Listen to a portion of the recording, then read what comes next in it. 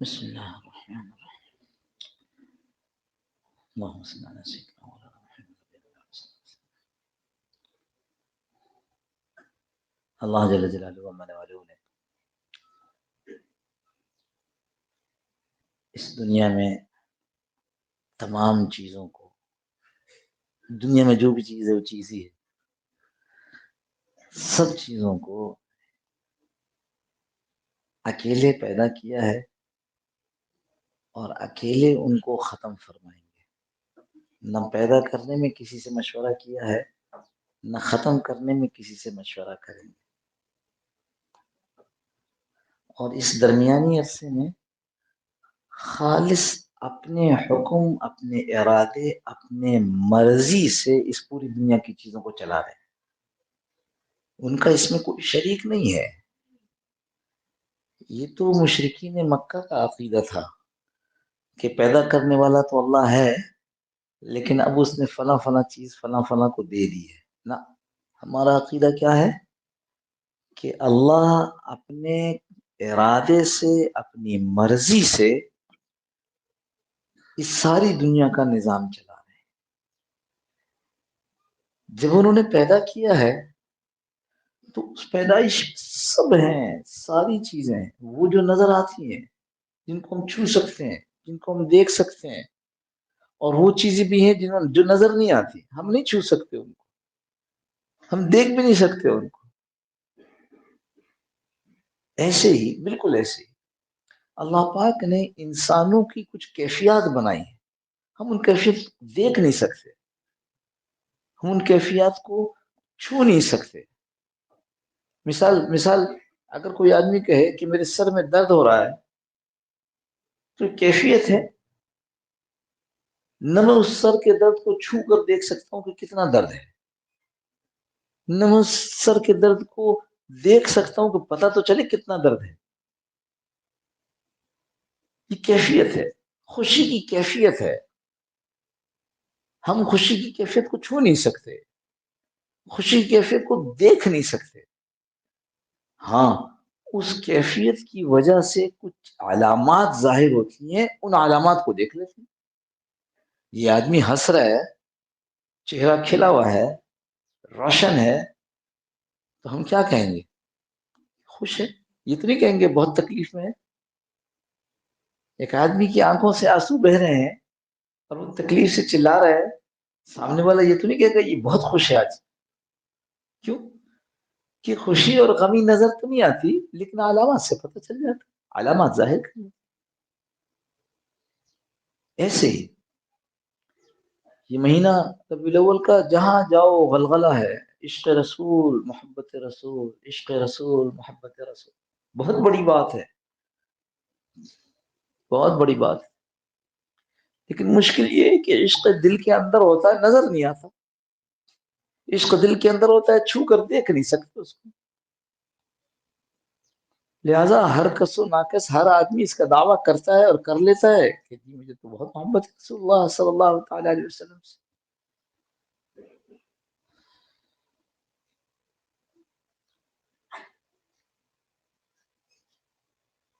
کبھی کبھی ایسا بھی ہوتا ہے کہ ہم خود بھی اپنے آپ کو دھوکہ دے رہے ہوتے ہیں، ہم سمجھ رہے ہوتے ہیں کہ ہم بڑے عاشق رسول ہیں، اپنے آپ کو ہم یہ کہہ رہے ہیں ہم بہت عاشق رسول ہیں،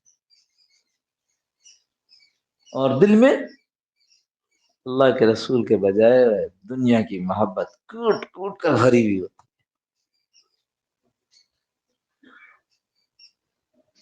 اللہ جزائے خیر دے ہمارے بڑوں کو، بزرگوں کو، اکابر کو، علماء، صوفیاء، مشائخ،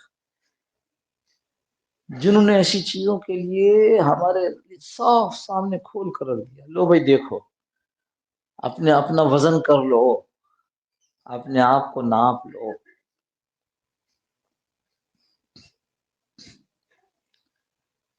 ہم نے جو آیت تلاوت کی، قل ان کنتم تحبون اللہ فاتبعونی، آپ صلی اللہ تعالی وسلم سے فرمایا کہ آپ ان سے کہہ دیجیے کہ اگر تم اللہ سے محبت کرتے ہو تو میری اطاعت کرو، میری رسول اللہ صلی اللہ علیہ وسلم کی اطاعت کرو۔ فتبعونی، اطاعت بھی نہیں، اتباع کرو، اتباع۔ میں نے پہلے بھی عرض کیا تھا کہ اتباع اور اطاعت میں فرق ہے. رسول جو حکم دے رہے ہیں اس کو مان لینا یہ اطاعت ہے. رسول صلی اللہ تعالی علیہ وسلم نے کسی چیز کا حکم تو نہیں دیا لیکن خود اس طرح کیا، تو اب اس کو جو رسول اللہ صلی اللہ تعالی وسلم نے خود کیا ہے اس کے اوپر چلنا یہ پیروی ہے، اتباع ہے. یہاں کیا کہا جا رہا ہے کہ اگر تم اللہ سے محبت کرتے ہو تو تم رسول اللہ صلی اللہ علیہ وسلم کی پیروی کرو.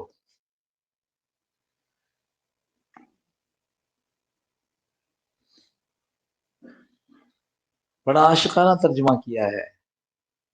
کہہ دیجئے کہ تم اللہ سے محبت کرتے ہو تو تم پھر میری چال چلو، میری چال چلو، جسے میں چلتا ہوں ویسے چل.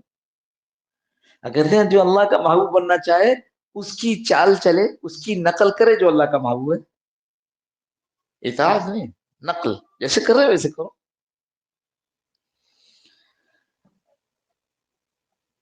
تو حضرت سہل تستری رحمۃ اللہ علیہ کا ایک قول ہے جو امام غزالی نے بھی نقل کیا ہے اور کئی لوگوں نے نقل کیا، بہت زبردست قول ہے.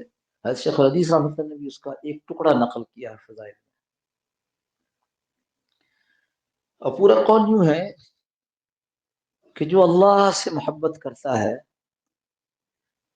تو اللہ سے محبت کی ایک علامت ہے جس کو دیکھ لے تو پتہ چل جائے کہ اللہ سے محبت ہے کہ نہیں ہے.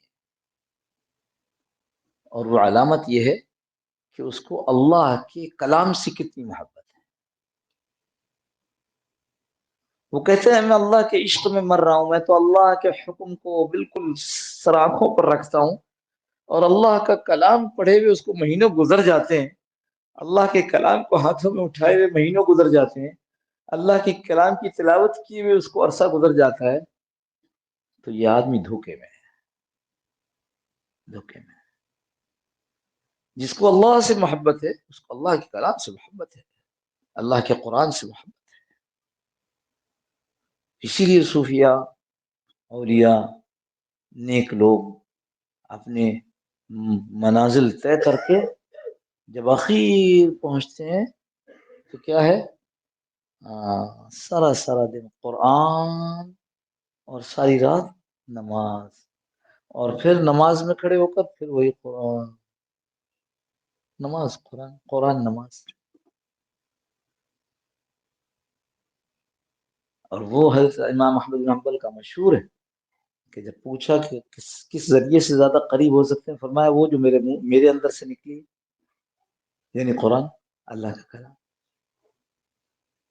تو اس واسطے اللہ سے محبت کی علامت یہ لکھی ہے کہ اس کو اللہ کے قرآن سے محبت ہو. اور اللہ اور اس کے قرآن سے محبت کی علامت یہ فرمایا حضرت سہل رضی اللہ رحمۃ اللہ علیہ نے کہ اس کو حضور صلی اللہ تعالی علیہ وسلم سے محبت ہو. یہاں بھی آدمی یہ کہتا ہے، یہ دعویٰ کرتا ہے کہ مجھے اللہ کے رسول صلی اللہ تعالی علیہ وسلم سے محبت ہے،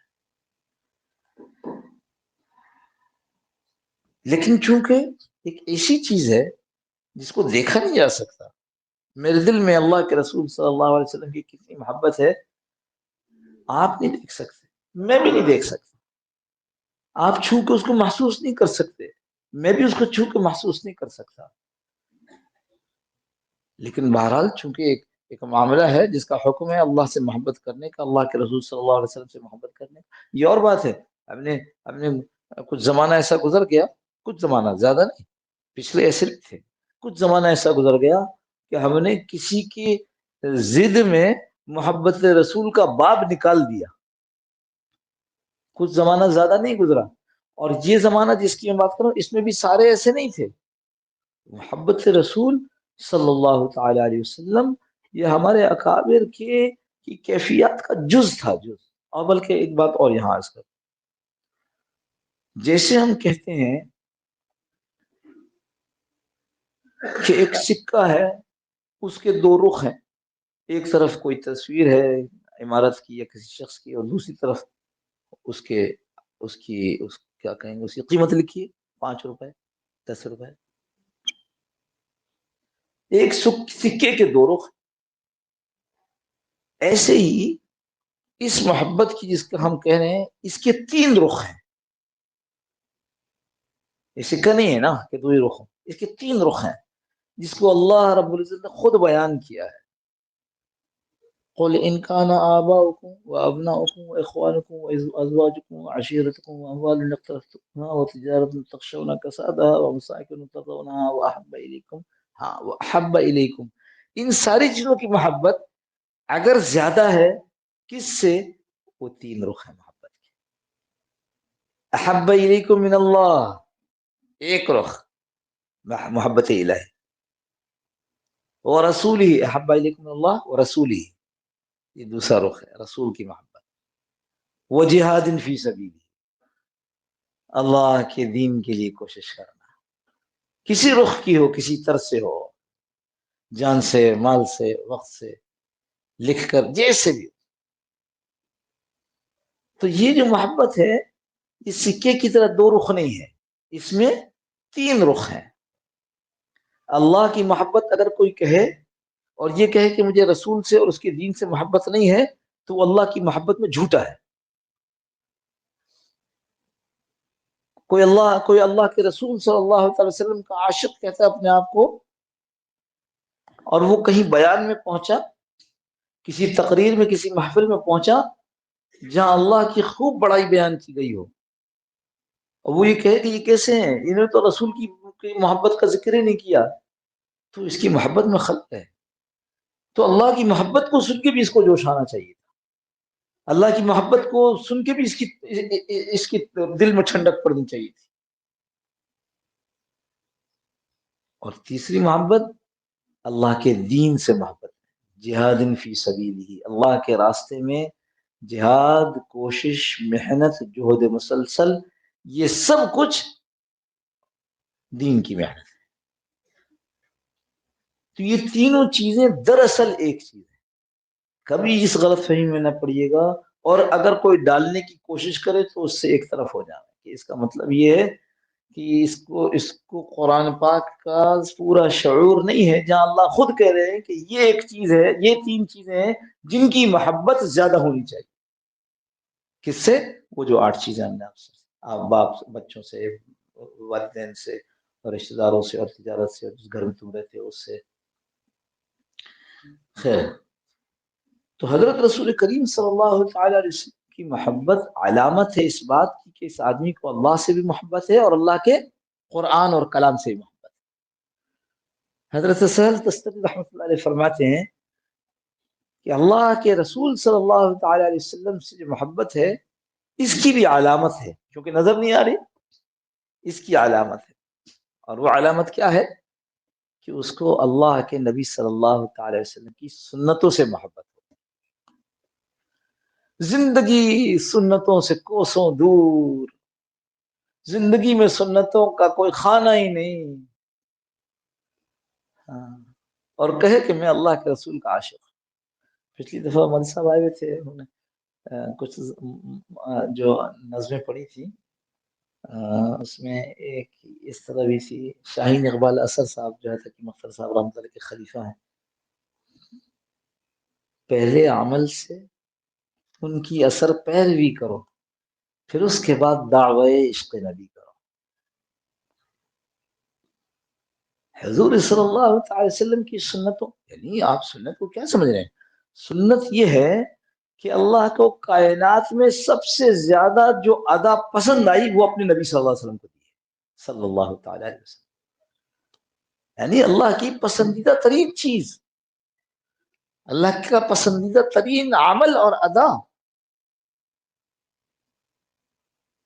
شکوہ حضرت مفتی شفیع صاحب رحمۃ اللہ علیہ کے والد صاحب رحمۃ اللہ علیہ کا موجود ہے نا. خود حضرت مفتی شفیع صاحب رحمۃ اللہ علیہ نے، جو مفتی تقی عثمانی صاحب کے والد تھے رحمۃ اللہ علیہ، انہوں نے خود اس کو بیان کیا ہے کہ میرے والد صاحب کہنے لگے کہ ہم اپنے زمانے میں، طالب علم کا زمانہ تھا، ہم سنت معلوم کیا کرتے، تلاش کرو سنت معلوم کرو، اور سنت معلوم کر کے پھر اس پر عمل کی کوشش کیا کرتے.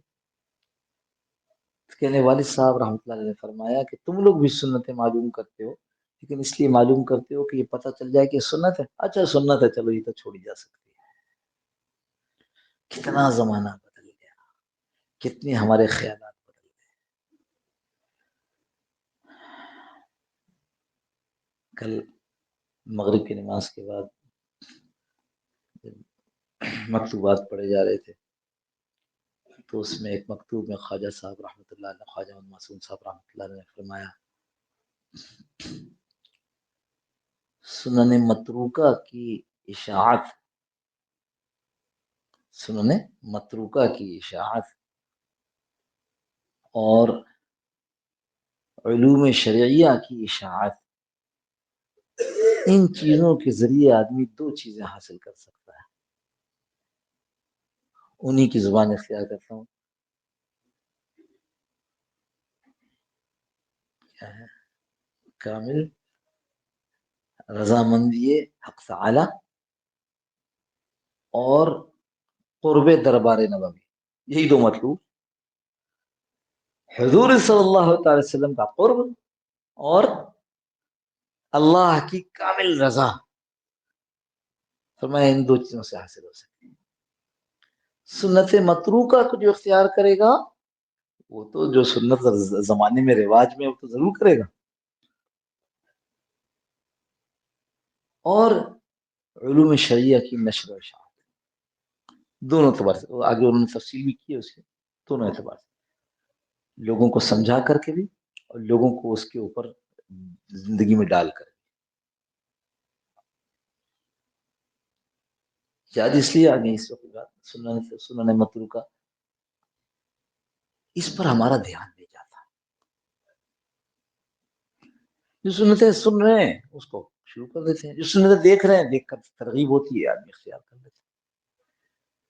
علماء سے سنن متروکہ معلوم کی جائے، وہ کون سی سنت ہے جو آج ترک ہو گئی، وہ کون سی سنت ہے؟ مثال بھی دی، چونکہ اس وقت مجموعہ وہ ہے جو رات نہیں تھا، رات تھوڑا مجموعہ تھا 50، رات بھی شاید اتنی تھی، تو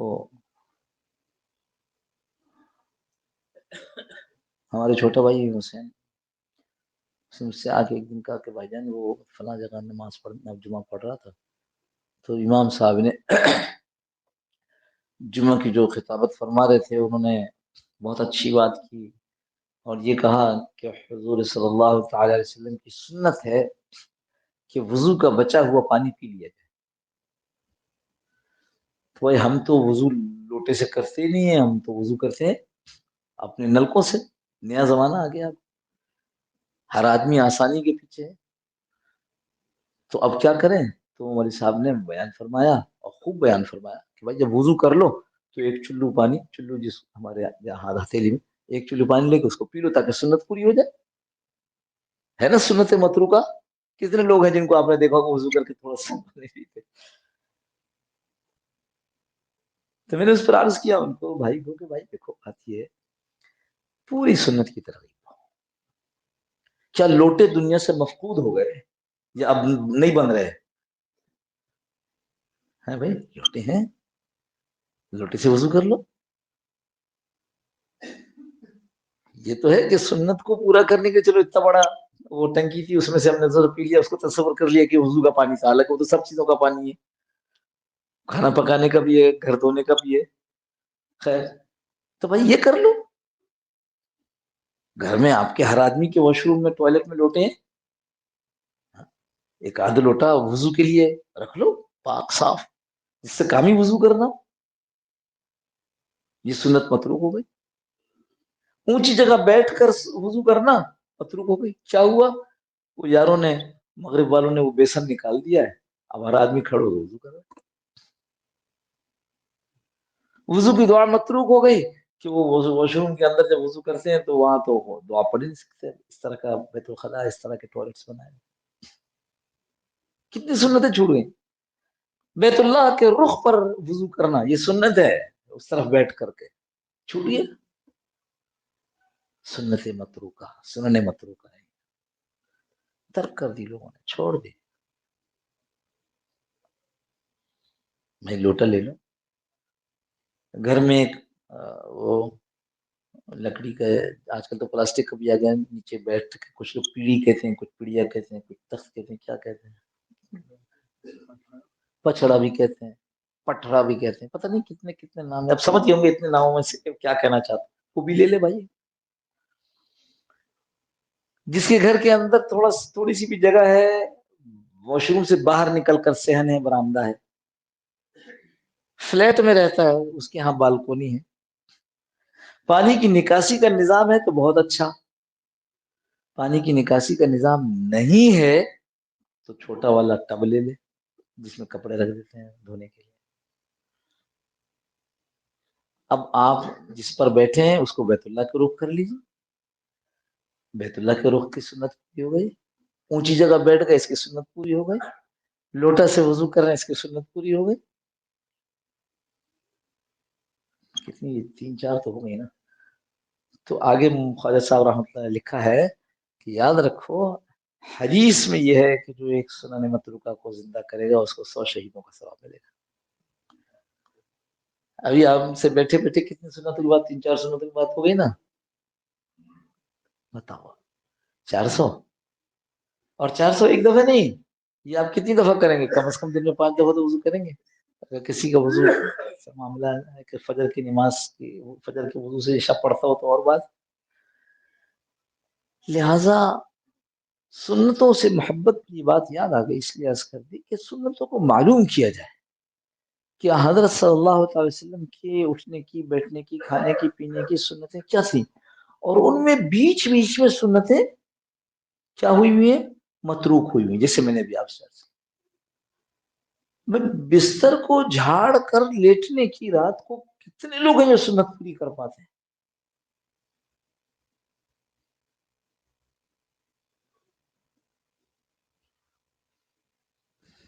تو اس لیے فرمایا جن لوگ جو یہ کہے کہ اس کو حضور صلی اللہ علیہ وسلم سے عشق اور محبت ہے تو اس کی علامت یہ ہے کہ اس کو سنتوں سے محبت ہوگی۔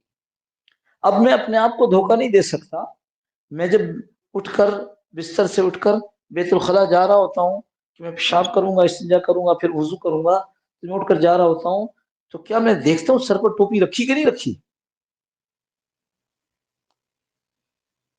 مجھے خیال بھی آیا کہ بھائی سر پہ ٹوپی نہیں ہے پھر بھی اندر جا رہا ہے، اس کا مطلب ہے کہ اس کو سنت سے کوئی محبت نہیں ہے۔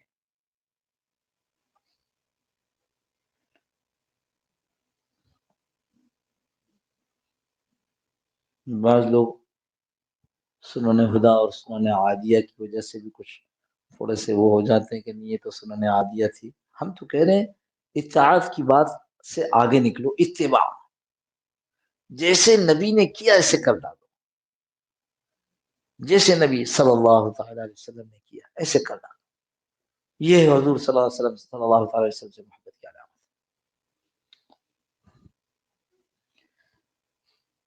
اور پھر آگے فرمایا کہ جس کو رسول اللہ صلی اللہ تعالی علیہ وسلم کی سنت سے محبت ہوگی اس کی علامت یہ ہے کہ اس کو دنیا سے بغض ہوگا۔ دنیا سے مطلب یہ نہیں ہم جو لوگ ہم ساری دنیا بیٹھی نا، دنیا وہ چیز، مال، دولت، گھر، تجارت، گاڑی، وہ چیز جس میں لگ کر آدمی اللہ سے غافل ہوتا۔ تجارت دنیا نہیں ہے، جس تجارت میں لگ کر آدمی دنیا سے غافل ہوتا ہو وہ دنیا ہے، جس تجارت میں لگ کر آدمی اللہ سے غافل ہوتا ہو، آخرت سے غافل ہوتا ہو وہ دنیا ہے۔ بیوی بچے دنیا نہیں ہے، بیوی بچے تو ہماری خدمت کرتے ہیں، وہ ہماری خدمت نہ کرے تو ہم دیکھیں ہم کتنی عبادت کر سکتے ہیں۔ ہمارے گھر والے تھوڑا سا ناراض ہو کر کہتے ہیں اگر ہم ذکر سے نہ کھانا پکائیں تو دیکھیں آپ کی عبادت کتنی ہوتی ہے، یہ تو ہماری خدمت کرتے ہیں۔ اگر بیوی بچوں میں لگ کر آدمی اللہ سے، آخرت سے غافل ہو رہا ہے، یہ اس کی دنیا ہے۔ وہ سوچتا ہے کہ میری بیوی نے فلاں مطالبہ کیا ہے اور اس کے لیے میرے پاس پیسے نہیں، آج تو مجھے حرام کمانا پڑے گا، یہ بیوی اس کی دنیا ہے۔ بچوں کی ضرورت نہیں، بچوں کے خواہشات کو پورا کرنے کے لیے میں نمازیں چھوڑ دیتا ہوں، یہ بچہ میری دنیا ہے۔ تو یہ بات عرض کر رہا تھا کہ دنیا سے بغض کا مطلب یہ ہے کہ وہ دنیا جو ہمیں غافل کرتی ہے، جو دنیا ہمیں اللہ سے آخرت سے غافل نہیں کرتی، وہ دنیا نہیں ہے۔ میں نے کئی مرتبہ حضرت رحمۃ اللہ علیہ کے منہ سے سنا ہوا قصہ آپ کو سنایا کہ وہ قافلہ آیا تھا اور اسی وقت جو ہے ایک آدمی مانگنے والا پہنچ گیا کچھ دے دیں، تو انہوں نے غلام کو کہا کہ یہ اونٹ پہ جو سامان لادا ہوا ہے اس میں سے ایک طرف کا سامان نکال کے اس کو دے دو۔ اس نے سامان نکال لیا اور لا کے اس سائل کو دے دیا۔ سائل نے کہا کہ یہ تو اتنا سارا سامان ہے، تو میں اس کو کیسے اٹھا کر لے جاؤں گا؟ تو کہا اچھا، کہا اس کو ایسا کرو، یہ اونٹ بھی اس کو دے دو تاکہ اس کے اوپر سوار کر اس کو ڈال سکے، اس کو اٹھا نہیں سکتا۔ تو غلام نے اونٹ بھی لا کے دے دیا، ایک طرف کا سامان تھا اس کو لاد دیا وہاں پر۔ اب وہ کھڑا ہو کے کہتا ہے کہ یہ تو توازن نہیں ہو رہا ہے، وزن ایک طرف زیادہ ہو گیا ہے۔ تو انہوں نے کہا اچھا اس کے دوسری طرف کا جو سامان تھا وہ بھی لا کے اسی کو دے دو۔ تو وہ سامان بھی اس کو دے دیا، اور دینے کے ساتھ غلام نے بھاگنا شروع کیا، بھاگا جا رہا ہے، او پکار سے ادھر آؤ ادھر آؤ۔ خیر رک گیا، کہ ادھر آؤ، آیا کہ تم بھاگے کیوں؟ کہا آپ نے پہلے اس کو ایک چیز دی، اس نے دوسری مانگی، دوسری دے دی، تیسری مانگی، تیسری دے دی۔ اب مجھے ڈر ہوا کہ کہیں ایسا نہ ہو کہ یہ کہے کہ میں یہ اونٹ چلانا نہیں جانتا ہوں تو آپ مجھے بھی اس کے حوالے کر دیں۔ آپ جیسا آقا کہاں ملے گا مجھے؟ یہ رحمت اللہ نے سنا ہے، اور سنا کر کہنے کہ معلوم ہے یہ کون تھے؟ حضرت عثمان رضی اللہ تعالی۔ ان کی دنیا تھوڑی تھی، ان کی دنیا تو ان کی آخرت کو معاون تھی۔ خیر، تو جو آدمی سنتوں پر چلنے والا ہو، سنتوں کا عاشق ہوگا، وہ دنیا سے بغض رکھے گا، اس لیے کہ حضور صلی اللہ علیہ وسلم کو دنیا سے کوئی تعلق نہیں تھا۔ حضور صلی اللہ علیہ وسلم کو دنیا سے کوئی تعلق نہیں تھا، دنیا سے انہوں نے اتنا ہی حصہ لیا جتنی اس کو ضرورت ہے، ان کو ضرورت ہے، بلکہ اپنی اولاد کے لیے، اپنی نسلوں کے لیے دعا کیے کہ اللہ ان کو بقدر کفایت روزی دینا۔ سیدوں کے لیے کیا دعا کی؟ ان کو اتنی روزی دینا جتنے میں ان کا کام ہو جائے بس۔ اور اللہ کی شان رحمت اللہ علیہ نے جو اگلی بات کی وہ یہی کی ہے کہ اگر کوئی کہے کہ میں تو دنیا سے نفرت کرتا ہوں، میں دنیا سے جی نہیں لگاتا، دنیا سے جی نہیں لگاتا، تو پھر اس کی علامت لکھی ہے، اور وہ علامت یہ ہے کہ وہ دنیا سے اتنا ہی حصہ لیتا ہے جتنی ضرورت ہے، دنیا سے اتنا ہی حصہ لیتا ہے جتنی ضرورت ہے، اس کے آگے کا حصہ نہیں لیتا ہوں۔ جو یہ صبح سے شام تک کی محنت ہوتی ہے، جس میں نماز بھی گئی، جس میں تلاوت بھی گئی، جس میں مخلوق کی خدمت بھی گئی، جس میں گھر والوں کا خیال رکھنا بھی گیا، سب کچھ ختم ہو گیا، اس کے بدلے کیا آ رہا ہے؟ تو یہ ڈیوٹی ہے صبح سے لے کر کے رات کا۔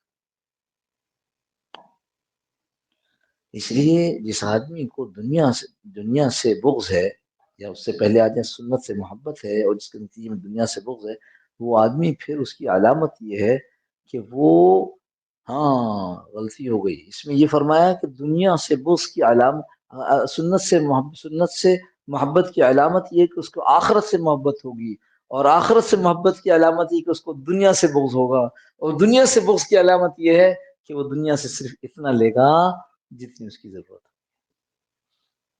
حضرت عثمان رضی اللہ عنہ کا ہم نے آپ کو قصہ سنا، کتنا بڑا قافلہ آیا تھا، اس میں سے ایک یہ کیا معاملہ۔ تو آپ کہیں گے وہ تو دنیا بہت کمائی انہوں نے، نہ، دنیا کمائی تو بہت تھوڑی دیر کی تھی، اللہ نے دی بہت، دنیا اللہ نے دی بہت، وہ دنیا کے پیچھے بھاگے نہیں، ان کی کوئی سنت، کوئی نماز قضا نہیں ہوئی دنیا کے لیے، ان کا کوئی عمل چھوٹا نہیں دنیا کے لیے، ان کی تلاوت رہ نہیں گئی دنیا کے واسطے، یہ تو اللہ نے دنیا دے دی، انہوں نے اس میں سے کتنا حصہ وصول کیا؟ اللہ کے رسول صلی اللہ علیہ وسلم کے پاس آیا آدمی سائل، اس نے کہا اللہ کے رسول ضرورت مند ہوں، فرمایا اس وقت میرے پاس کچھ نہیں ہے، عثمان کے گھر پر چلے جاؤ، اس سے کہو کہ میں نے بھیجا ہے، یعنی رسول اللہ صلی اللہ علیہ وسلم نے بھیجا ہے، وہ آپ کی ضرورت کو پوری کرے. یہ وہاں گھر پر پہنچے. گھر تو ہمارے 1000 گز والے بنگلے تو ہوتے نہیں تھے, چھوٹے چھوٹے گھر ہوتے تھے. گھر کے باہر ابھی نیت کر ہی رہے تھے کہ ان کو آواز دوں, کہ اندر سے آواز آئی حضرت عثمان رضی اللہ عنہ کی. اپنی بیوی کو ڈانٹ رہے تھے, کہہ رہے تھے تم کو کتنی مرتبہ سمجھایا کہ چراغ میں بتی پتلی ڈالی کرو, پتلی. چراغ ہوتا تھا نا, چھوٹا سا برتن ہوتا تھا, اس میں تیل ہوتا تھا, اس میں بتی, ایک کاٹن کی کوئی چیز بتی کی شکل ہوتی ہے. بتنے زمانے میں تو آپ حضرات نے دیکھی نہیں دیکھی, تو وہ بتی. تو اب فرمایا کہ وہ بتی موٹی مت ڈالو, موٹی بتی ڈالو گی, یعنی موٹی وہ بتی ہوگی تو وہ تیل زیادہ پی لے گی, روشنی تو اتنی آنی, تیل جب زیادہ پی لے گی تو یہ تیل جلدی ختم ہو جائے گا. تو آپ چراغ میں بتی پتلی ڈالا کرو. یہ صاحب نے جو اندر سے آواز آ رہی تھی سنی, تو وہیں سے واپس ہو گئے. پھر جا کے اللہ کے رسول صلی اللہ علیہ وسلم کے پاس کھڑے ہو گئے. اللہ کے رسول صلی اللہ علیہ وسلم نے پوچھا, ہم نے تو آپ کو عثمان کے پاس گئے تھے. کہنے لگے کہ وہ ہم جب گئے تو وہاں تو وہ اپنی بیوی کو بڑی بتی چھوٹی بتی پہ ڈانٹ رہے ہیں, میرا کیا کام کریں گے. فرمایا نہیں, آپ جائیں اور ان سے کہیں کہ میں نے محمد رسول اللہ صلی اللہ علیہ وسلم میں نے بھیجا ہے. واپس چلے گئے, آواز لگائی اور اپنی ضرورت کو بیان کیا. حضرت عثمان رضی اللہ عنہ اندر تشریف لے گئے. باہر آئے تو ایک اشرفیوں کی تھیلی تھی. اس نے تھیلی ہاتھ میں پکڑی, کہا یہ تو بہت ہے, میں نے تو بہت تھوڑی سی مانگی تھی. ابھی تو آپ گھر والوں کو ڈانٹ رہے تھے بڑی بتی چھوٹی بتی پہ, آپ نے مجھے میرے مانگے سے بھی زیادہ دے دیا. فرمایا اللہ کے بندے, اگر میں اپنے گھر میں بضرورت بقدر ضرورت خرچ نہ کروں تو تم جیسوں کے لیے یہ کہاں سے ملے گا مجھے. یعنی میں اگر اپنی ہی ذات پر خرچ کرنے لگوں تمہارے لیے کیسے بچاؤں. یہ ہے دنیا سے بقدر ضرورت لینا. اور قسم کھا کر کہتا ہوں, اس زمانے میں ہم نے ایسے لوگ دیکھے جن کو اللہ نے خوب مال دیا ہے, لیکن انہوں نے اپنی ذات پر خرچ نہیں کیا, اپنی ذات پر خرچ. بیوی بچوں کے لیے بقدر ضرورت, کروڑوں میں کھیلنے والا آدمی, اہل مدارس کی خوب مدد کرنے والا آدمی, ضرورت مندوں کی خوب مدد کرنے والا آدمی. وہ آدمی آیا کہ میں بڑی پریشانی کے حال میں, تجھے آتا کیا ہے, کہ میں تو فریج کا بنانے والا ہوں, فریج کی بہت ماہر, میں کیا کہتے ہیں میکینک ہوں فریج کا. اچھا کہاں رہتے ہو, کہ فلاں علاقے میں. کہ وہاں کوئی دکان دیکھو. دکان دیکھی, فریج کا مرمت کا سامان ڈلوا دیا. اور کام کرو, کام کرو, جب تمہیں نفع ہونا شروع ہو جائے تو پھر آنا میرے پاس, جاؤ کام کرو کماؤ, گھر والوں کو جب نفع آنے لگے ایسا کہ بچا آیا گھر پر خرچ کرنے کے بعد تو میرے پاس آنا. اور ساری زندگی اس آدمی کی جس کے بات کروں جو ایسا دیالو, اس کو ہم نے سوزوکی کیری سے اوپر نہیں دیکھا. چھوٹے چھوٹے لوگوں کو ہم نے بڑی بڑی گاڑیوں میں دیکھا, اپنی ضرورت پر نہیں. اور یہی صحابہ کا مزاج تھا. کعب ابن مالک کو کہا جا رہا ہے کہ آپ جہاد میں شریک نہیں ہوئے, جبکہ نفیر عام تھا, سب کو شریک ہونا تھا. ہاں, نفیر عام جس میں سب کو شرکت ضروری ہوتی, آپ نہیں گئے. منافقوں نے بہانے کیے, انہوں نے کہا میں بہانہ نہیں کروں گا, میں سچ سے بتاؤں گا, یہ صرف میری سستی ہے, ورنہ جتنا مال میرے پاس اس زمانے میں تھا اس سے پہلے کبھی نہیں تھا.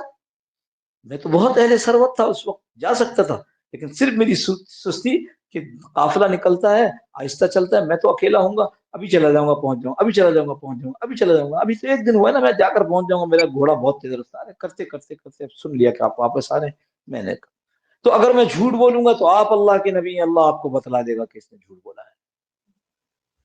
میں آپ سے سچ سچ بات کہہ رہا ہوں. اللہ کے نبی صلی اللہ علیہ وسلم نے اچھا حکم ہے آپ کے بائیکاٹ کا. ہوتے ہوتے تو 50 دن کا بائیکاٹ. 50ویں دن کسی نے دور سے آواز لگے, کعب ابن مالک کا قصہ, کعب خوشخبری ہو.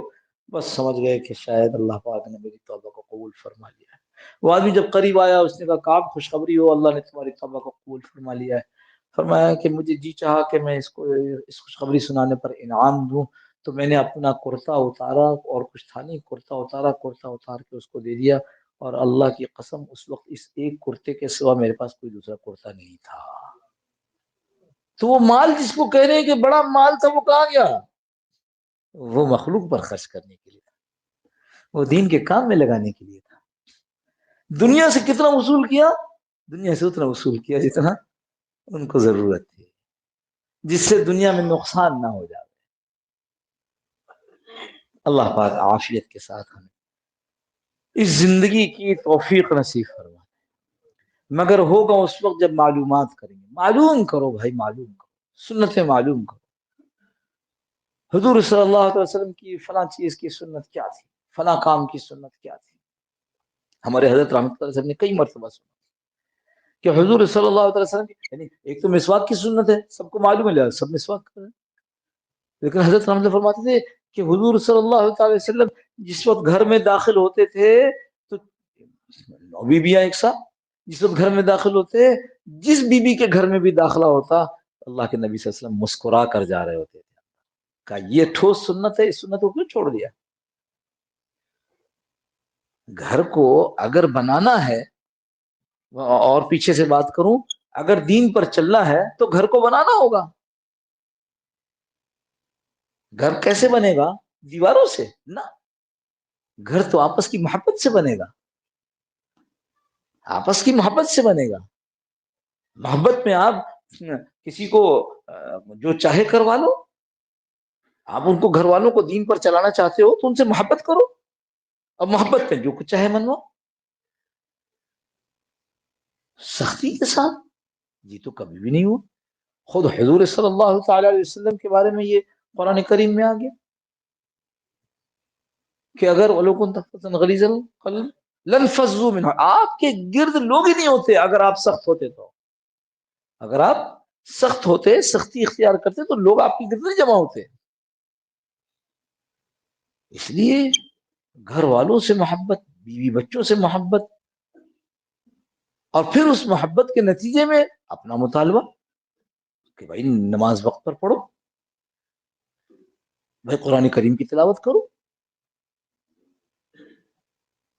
مجھے اپنے بچپن کا ایک دوست یاد ہے، حضرت رحمۃ اللہ علیہ مولانا صاحب کی مسجد کے قریب رہتے تھے، وہ صاحب بڑے دیندار تھے لیکن سخت تھے۔ اچھا ایک بات یہ بتا دوں، ایک تو غیبت نہیں ہو رہی، پھر بھی یہ بتا دوں کہ وہ واقعی اندر سے دینداری تھی ان کے اندر سے۔ مجھے یاد ہے ان کی بچی کی شادی تھی، اور جو وہ دولہا والے آئے، وہ کہیں کیمرہ لے کر گیا اور وہ ناراض ہوئے۔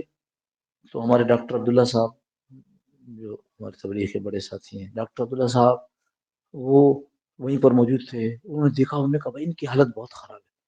فون کو اٹھایا، لے کر چلے گئے، باہر لے جا کر کے گاڑی میں سے نکالی، تو بلڈ پریشر کہیں کا کہیں پہنچا ہوا ہے۔ یہ اندر کی دینداری، اندر کا غصہ۔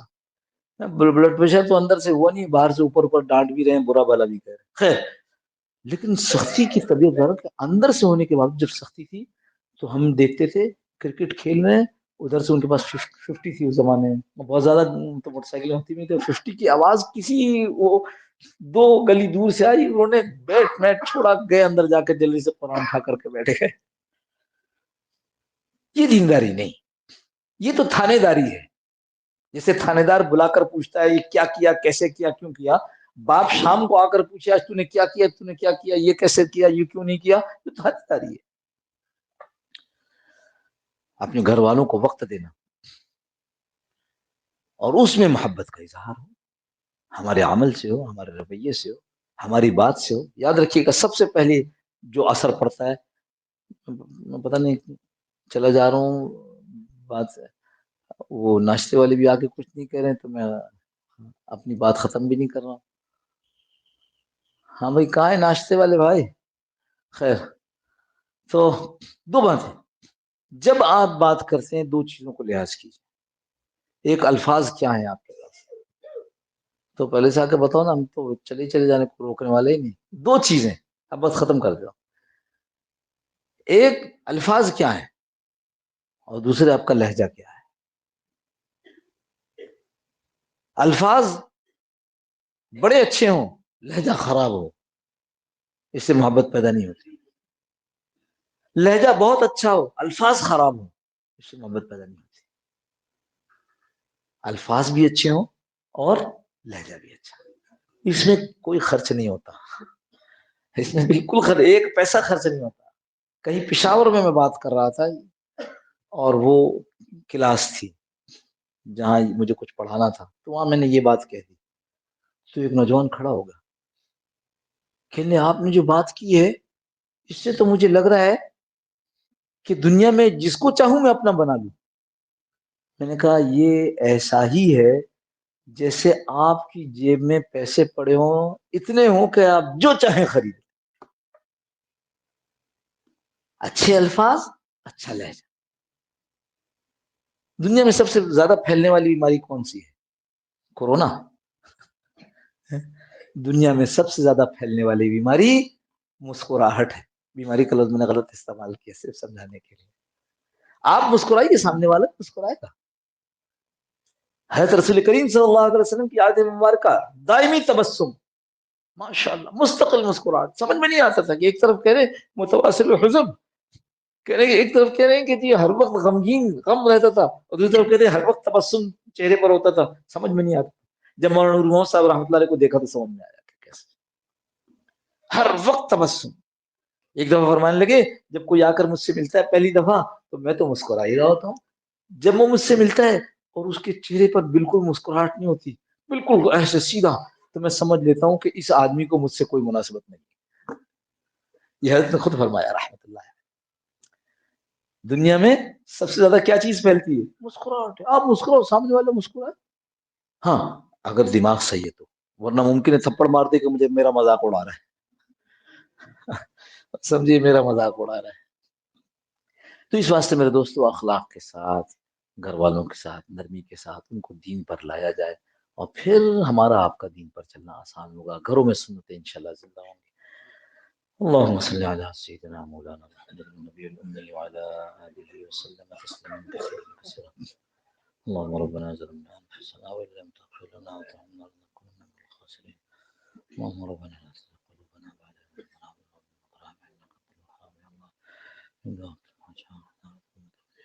رحمة إنك أنت الوهاب. يا الله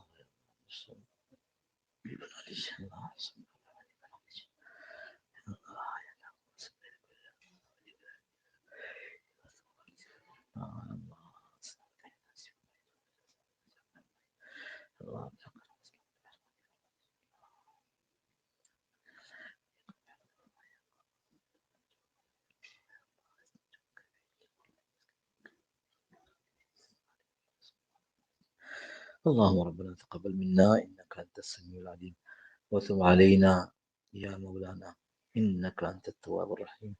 وصلى الله تعالى على خير خلقه محمد وعلى آله وصحبه أجمعين برحمتك يا أرحم الراحمين. جزاكم الله خير. السلام عليكم ورحمة الله.